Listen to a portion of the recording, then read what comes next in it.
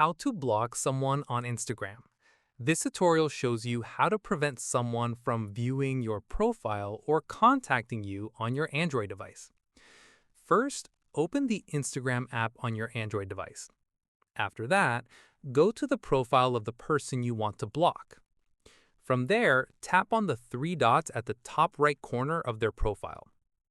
At this point, tap on Block from the options that appear. In the next step, a confirmation prompt will appear asking if you want to block this account. Following this, you'll also see an option to block any other accounts they may have created.